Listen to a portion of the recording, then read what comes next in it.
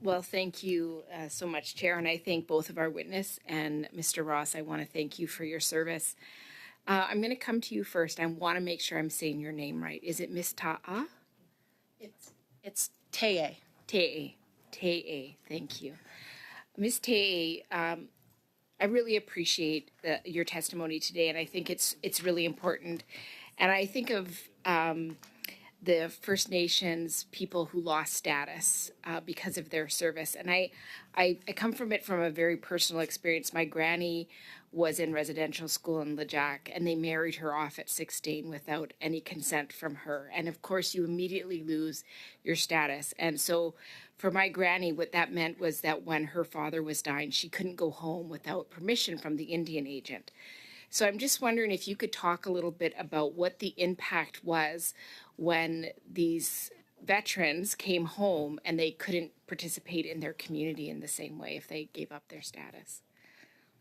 Yeah, and I think that's one of the, in my understanding of the research that I've done, in large part, and I said in my presentation, generally speaking, access to supports was not equal, but there were Indigenous veterans who did receive supports, and by and large, they were people who were participating willingly or unwillingly in the assimilation agenda.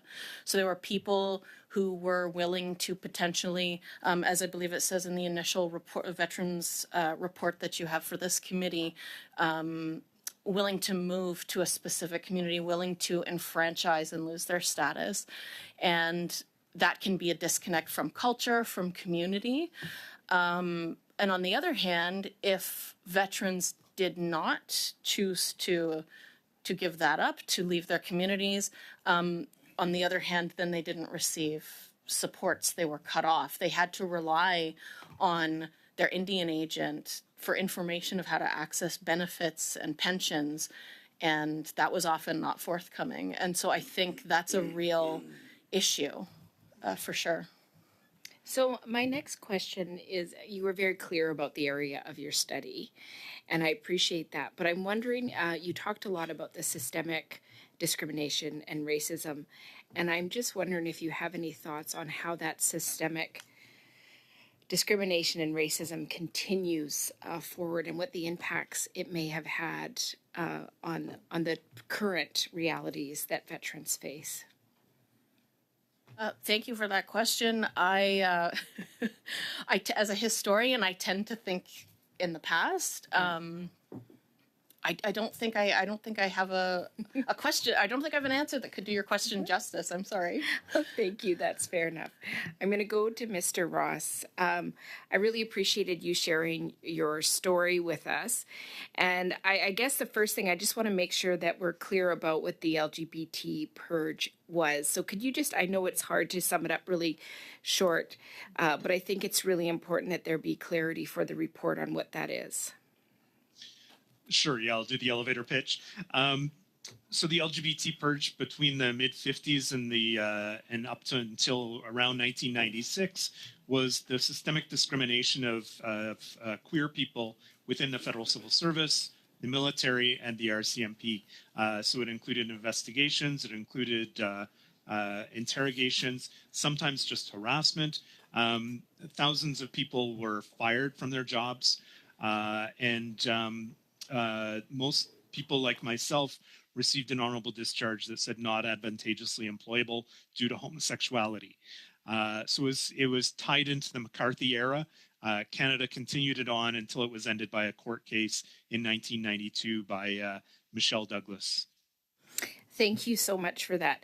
So in your particular story that you did share with us earlier, it sounded like quite a horrific and terrifying experience. And I'm just wondering, as a Métis person dealing with this from the military, how was that for you? Because I would expect that from the queer perspective and from a Métis experience perspective, it would have a really particular impact. And I'm just wondering if you could share that with the committee.